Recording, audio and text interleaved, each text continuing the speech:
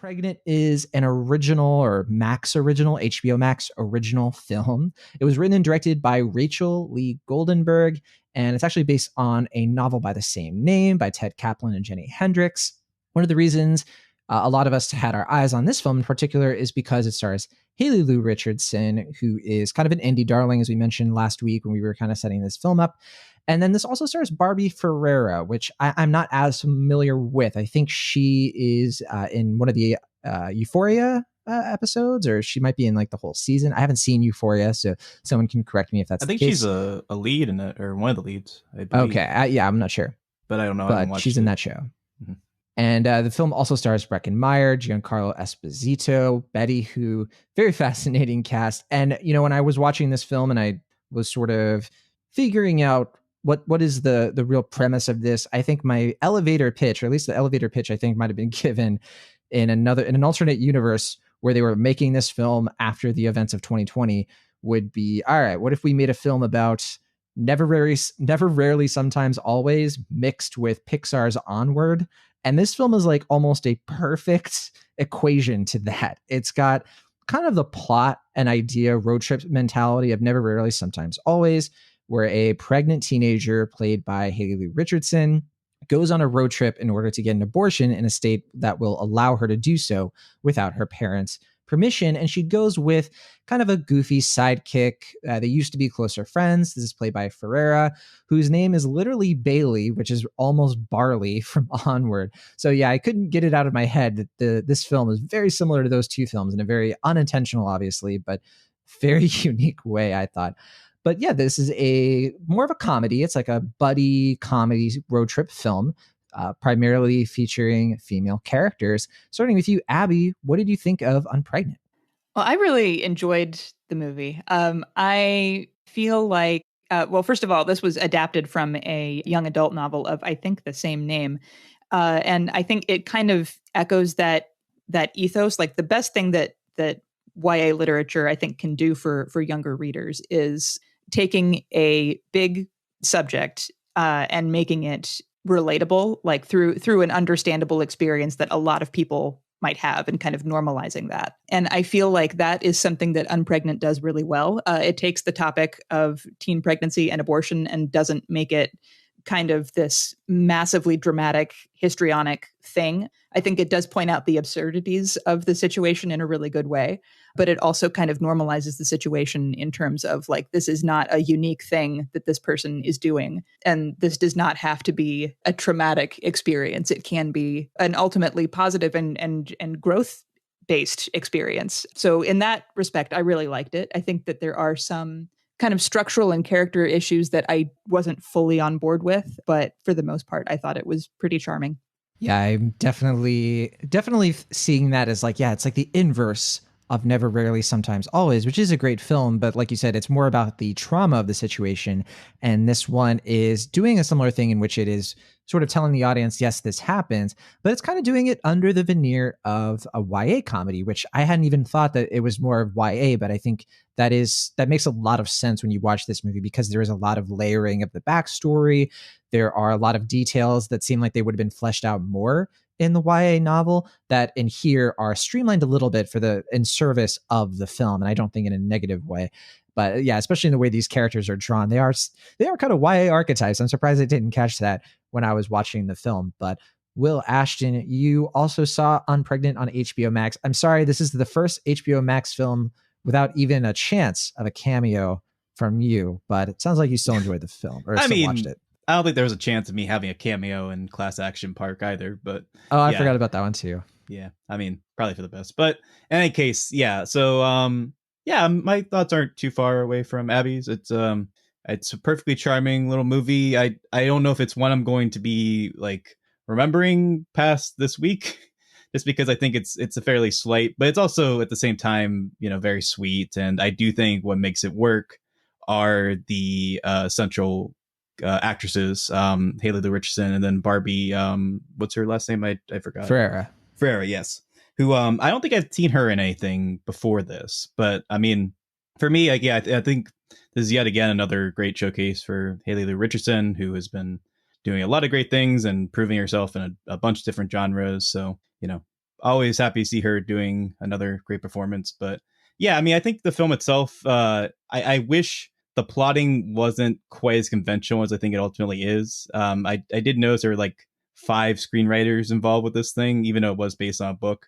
It did Two kind of of them feel. are two of them are the authors of the book. Oh, To be okay. clear. Fair enough, yeah. But it just kind of felt like there were a number of different influences at times, to the point where like the midsection movie kind of goes in this like much broader, kind of weirder direction than the rest of the film, which is kind of more humble and a little bit more down to earth, I guess, in its approach. And I felt like I was more enamored with the film when it was kind of going for that aesthetic, like an almost kind of indie aesthetic at times. And I was less charmed by it when it was trying to be a little bit bigger and like broader, I guess. So even though I do appreciate that a movie like this is a, bigger kind of studio movie, I guess, in a sense, I did kind of wish like this was a little bit closer, I guess, maybe to that indie approach, though I haven't seen Never, Rarely, Sometimes, Always. So maybe that's kind of closer to what I would want in full. But I mean, as far as the movie itself, from what we got, I think it's fine. It's nice. It's a nice little movie. Yeah, I think to what you're saying, it's more of a feel good film compared to Never, Rarely, Sometimes, Always, which is certainly a lot harder to watch, or it's a lot more, again, dramatic, like Abby and I are saying. But yeah, I'm curious for this one. So I'm hearing that some of it is pretty conventional. Abby, what did you think of that mid area? Because I agree with Will completely. I think this is where the film sort of lost me, even though I found these moments kind of funny. They felt, because it's a road trip, they just sort of felt like pointless detours to me, or they sort of felt like they were inserted to extend the runtime, not actually progress the characters. But then the film got me back when it returned to the main emotional arcs behind the characters, specifically with Ferreira, who gets her own reasons for wanting to go on this trip, besides helping out a former best friend. Yeah, I appreciated the character-based things. And I feel like, especially with Ferreira's character, there could have been a little bit more. There is sort of towards the end a little more explanation as to her own reasons for wanting to go. But I think especially early on, her character often comes off as grating for reasons that aren't fully, I think, explained or explored until the very end. And it can be a little bit tough to kind of get on that wavelength, especially given the situation and given what it is she's being asked to do. I feel like the normal response to a lot of the situations in the film are not what her responses end up being. But I will say that I liked some of the more absurd kind of road trip elements of it because of a fairly specific moment that happens sort of midway through the film. There's just been like this really intense experience that the two of them have been through, which I don't really want to ruin. Although you can, if you watch the movie, you can probably see it coming from a mile away. But it's comedic and kind of action packed and strange. And the two girls have lost their ride and they're trying to hop a train. They fail to hop the train, and then Haley Lee Richardson has this moment where she just kind of yells at the sky about her frustration with her situation, just yelling like, "I shouldn't have to do this." And I feel like that's kind of the movie in a nutshell. All of this absurdity and all of this crazy stuff that has happened on this road trip should never have had to happen. It should have been easy enough for her to call like a Planned Parenthood clinic and get her situation taken care of the way that she wanted to. And I think it helps a little bit to know kind of the research behind the book. So Haley Lee Richardson's character and Barbie Ferreira's character live in Columbia, Missouri, which is actually not that far from me. It's about a 2.5-hour drive. And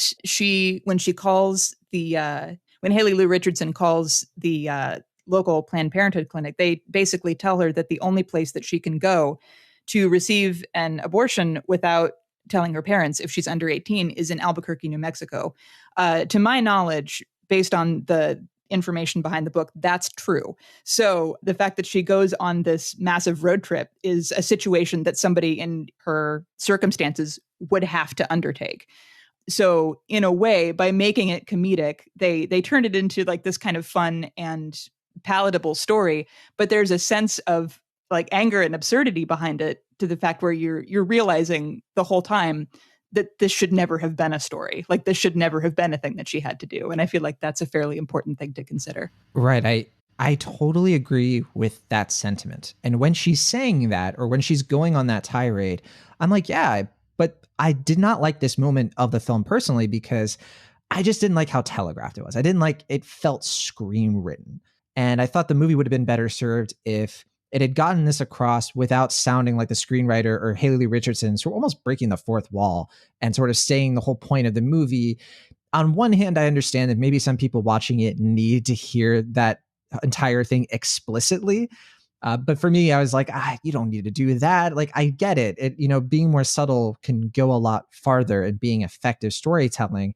And when you telegraph it, I worry that people will then take the film as preachy when really it's trying to be sincere and it's trying to what you're saying, get across the insanity of how this is the case for this young woman who has to go to these extreme lengths. So that was just my takeaway. I can certainly understand finding this moment actually cathartic, though. So I think it's just a difference of opinion there. But yeah, Will, it sounds like you're kind of on the side of not really liking the broad stuff in the middle. But what about the overall message of the movie to what Abby just talked about? Yeah, I mean, I think I'm ultimately closer to where you are in this one, in that like it did feel very like scripted or telegraphed in a way that, I understand that the movie itself is trying to be, accessible to a wide audience and wants to make it very clear what it's trying to say, and it's not trying to have any room for real subtlety, which, it's not really my thing per se, but I recognize why that's the case, and I think that's fine overall. But yeah, I mean, I think that's kind of more like the like Greg Berlanti effect, I guess, where it's just like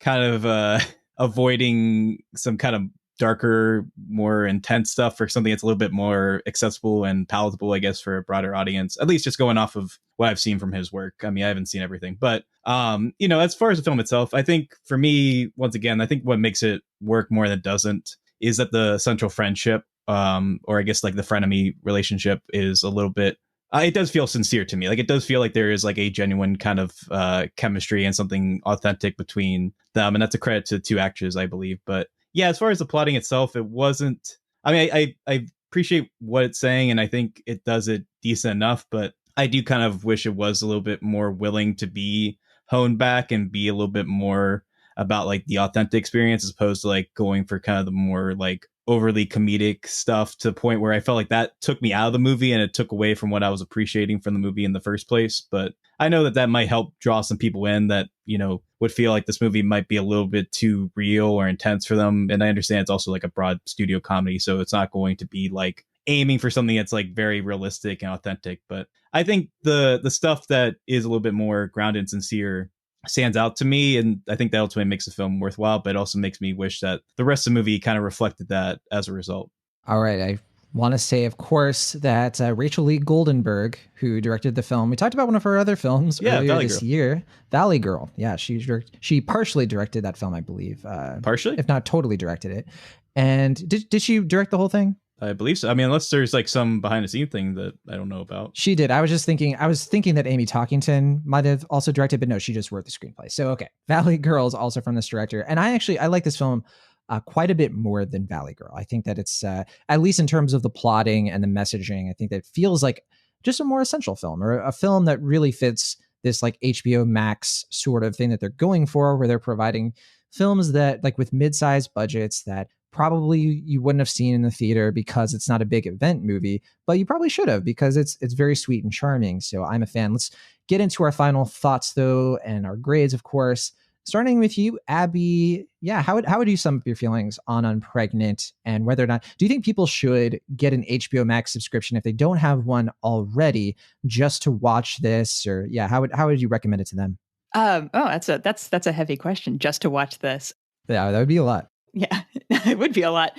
I think I'm in agreement, I think, with both of you, in that some of the more telegraphed things feel a little more broad and obvious, but I do think that's a solid element if you're trying to draw in a broader audience, especially a younger audience. I would say I would give this movie a solid B. I don't know that it's necessarily worth getting an HBO subscription on your own, especially when there's a book that you could read that is the same story.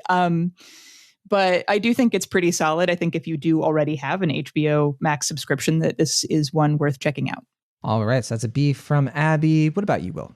Well, I mean, I would assume that most people, when they heard that I might be an American Pickle, they were like, they already got the HBO Max subscription, because they're like, they had to know if I made the cut, like me. I'm kidding, of course. No, I mean, I don't think it's necessarily worth it just for this film. I mean, if you do have HBO Max, though, I think it's a perfectly fine Saturday afternoon, maybe Sunday morning type movie where, it's very casual. I mean, it deals with some heavy stuff, but in a way that is very sweet and gentle in its approach, I'd say.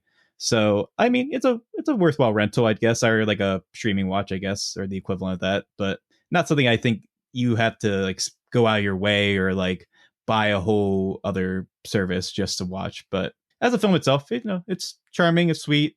I think I'm closer to where I was with Valley Girl on it, maybe because I liked Valley Girl a little bit more than you did, even though I wasn't fully won over by that film. But I'm between a high C plus and a low B minus on this, and I'll give it the low B minus, just because I think the stuff that works is sweet, and like I said, it does feel a little bit more essential than I think Valley Girl was ultimately. But yeah, not like a must see or anything, but a charming weekend watch for sure.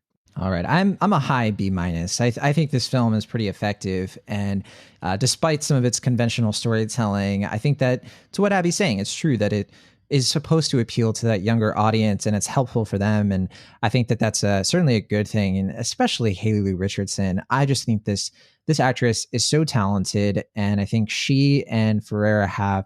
I think you mentioned it already, but just their chemistry as a friendship really carries this movie past some of its more conventional shortcomings. So yeah, I'm definitely definitely a positive. Like, I would recommend this with HBO Max things. Like, if I was telling someone, oh yeah, you're interested in HBO Max, here's some of the things I would recommend you check out with it, right? I would say, of course, the HBO shows that they would probably enjoy. And as far as the movies go, I would tell them about this before I would tell them about, American Pickle or the Anna Kendrick Love Life series. I'd say check out Unpregnant. I think that it's a fun watch. Them be fighting words. Oh my goodness. You're attacking my American Pickle. I did like that movie more than I know. Did, but admittedly, but yeah. Yeah, it's just not a film that I would tell people like, yeah, as soon as you get HBO Max, all bets are off. You're going to finally be able to watch American Pickle. No, I wouldn't go that far. But Unpregnant is definitely, especially if like we've already said, if you have HBO Max, certainly worth checking this one out. But it is streaming right now. You can check it out on that streaming service. And yeah, so a low B minus, high B minus, and a solid B from us. So about a high B minus, low B average.